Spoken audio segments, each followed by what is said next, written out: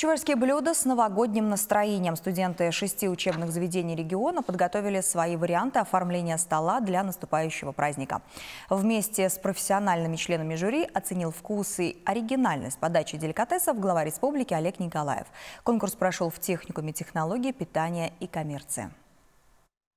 Добавить чувашским блюдам современного лоска и вернуть им прежнюю популярность. В этом году Министерство образования республики запустило проект «Новый год с чувашским блюдом». Его суть в том, чтобы познакомить детей с национальной кухней и традициями народа. Участники из техникума технологии питания и коммерции решили и сохранить исконные и оригинальные идеи внедрить, так сказать, осовременить. В этом блюде, например, сложно узнать типичный чувашский паштет из субпродуктов. Очень уж умело он замаскирован ягодной глазурью.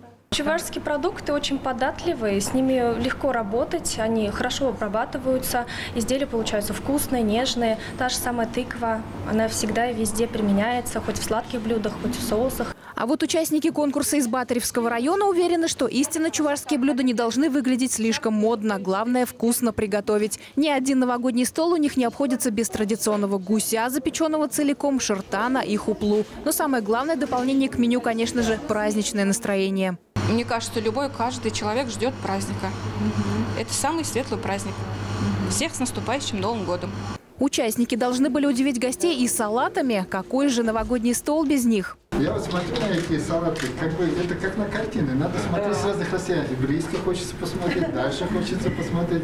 Ну и этим организаторы не ограничились. Для гостей подготовили эффектные мастер-классы по приготовлению праздничных блюд. К примеру, как эффектно украсить пирожные и чем лучше глазурировать муссовый торт. Или как можно феерически смешать соки и сиропы и получить новогодние безалкогольные коктейли. Прошу к вашему вниманию цитрусовый рай и новогодняя ночь.